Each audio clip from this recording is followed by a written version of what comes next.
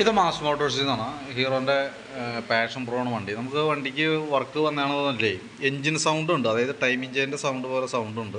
പിന്നെ ക്ലച്ചിൻ്റെ ഭാഗത്ത് oil leak ഉണ്ട്.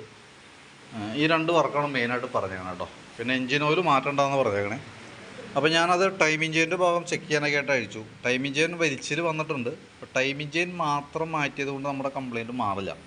കാരണം എൻജിൻ ഹെഡിനകത്ത് തന്നെ ഈ റോക്ക് റാം കംപ്ലയിൻറ്റാണ്. ഇതിൻ്റെ ഉള്ളിൽ തന്നെ നമ്മൾ ഈ വാൽവുമേ വന്ന് ടച്ച് ആവണ റോക്ക് റാമില്ലേ, ആ റോക്ക് റാം സെറ്റ് കംപ്ലയിൻ്റ് ഉണ്ട്. അതിൻ്റെ ഉള്ളിൽ തന്നെ ആ ബെയറിങ് കംപ്ലയിൻ്റ് ആണ്.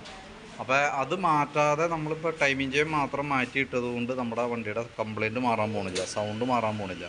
അപ്പോൾ അത് അഴിച്ചിട്ട് ഓരനാണ് കംപ്ലയിൻറ്റ് കാണുന്നത്, അത് അഴിച്ച് നോക്കുമ്പോഴേ അറിയാൻ പറ്റുള്ളൂ. അത് റെഡി ആക്കണമെന്നുണ്ടെങ്കിൽ നമുക്ക് ഹെഡിൻ്റെ ഇവിടെ തുടങ്ങി അങ്ങോട്ടേക്ക് അഴിക്കണം, എന്നിട്ട് വേണം നമുക്ക് അതിൻ്റെ ഐറ്റം മാറ്റാനായിട്ട്. അതങ്ങനെ പ്ലേ വന്ന് കിടന്ന് ഓടുമ്പോഴുള്ള പ്രോബ്ലം വെച്ചാൽ അത് ചെന്ന് അടിച്ചടിച്ചടിച്ച് വാൽവുമേ ഒരു ചെറിയ സ്റ്റെപ്പ് വീണിട്ടുണ്ട്. അപ്പോൾ എൻജിൻ ഹെഡിൻ്റെ ഭാഗം അഴിച്ച് നമ്മൾ ക്ലിയർ ചെയ്താലാണ് നമുക്ക് ആ കംപ്ലയിൻറ്റ് 100% മാറ്റാൻ പറ്റുള്ളൂ. കൂട്ടത്തിൽ കൂടെ നമുക്ക് അതിൻ്റെ ഈ ചെയിനും കൂടി മാറ്റിയിടാം. ചെയിനും മാറ്റണം. നമ്മൾ ഈ സൈഡ് അഴിക്കുമ്പോൾ അതിൻ്റെ ഓറിങ് ഓയിൽ സീലൊക്കെ മാറ്റിയിട്ട് വേണം നമുക്ക് സെറ്റ് ചെയ്യാനായിട്ട്.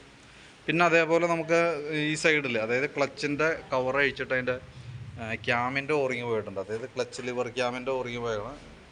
അപ്പോൾ അതും മാറ്റി നമ്മൾ റീസെറ്റ് ചെയ്യണം. അപ്പോൾ അത് അഴിക്കണമെന്നുണ്ടെങ്കിൽ നമുക്ക് ക്ലച്ച് കവർ അഴിക്കണം, അത് മാറണമെന്നുണ്ടെങ്കിൽ ക്ലച്ച് കവർ അഴിക്കണം. അഴിക്കുന്ന സമയത്ത് അതിൻ്റെ ഗ്യാസ്കറ്റ് ഓയിൽ സീലൊക്കെ മാറ്റിയിട്ട് വേണം സെറ്റ് ചെയ്യാനായിട്ട്. അപ്പോൾ ഞാൻ അതിൻ്റെ ഒരു എസ്റ്റിമേറ്റ് ഞാൻ വാട്സാപ്പിലേക്ക് ഇടാം. വീഡിയോ കണ്ടതിന് ശേഷം നോക്കിയിട്ടൊന്ന് റിപ്ലൈ ചെയ്യണം കേട്ടോ. അപ്പോൾ നമ്മൾ ആ റോക്ക് റാം സെറ്റ് മാറ്റാതെ കൊണ്ട് നമ്മൾ ടൈം എഞ്ചിൻ മാത്രം മാറ്റിയത് കൊണ്ട് കംപ്ലയിൻറ്റ് മാറാൻ പോണില്ല. ചെയ്യുമ്പോൾ അതും കൂടി കൂടിയിട്ട് ചെയ്താലാണ് എഞ്ചിൻ സൈലൻറ്റ് മോഡിലേക്ക് ആവുള്ളൂ. അപ്പോൾ വീഡിയോ കണ്ടുമ്പോൾ നോക്കിയിട്ടൊന്ന് റിപ്ലൈ ചെയ്യും. ഓക്കെ, അതനുസരിച്ച് നമുക്ക് ചെയ്യട്ടെ. അപ്പോൾ നമുക്ക് റിപ്ലൈ കിട്ടിയിട്ടാണ് നമ്മൾ വർക്കിന് കണ്ടിന്യൂ ചെയ്യുള്ളൂ. പരമാവധി നേരത്തെ തന്നെ റിപ്ലൈ ഇടാനായിട്ട് ശ്രമിക്കുക.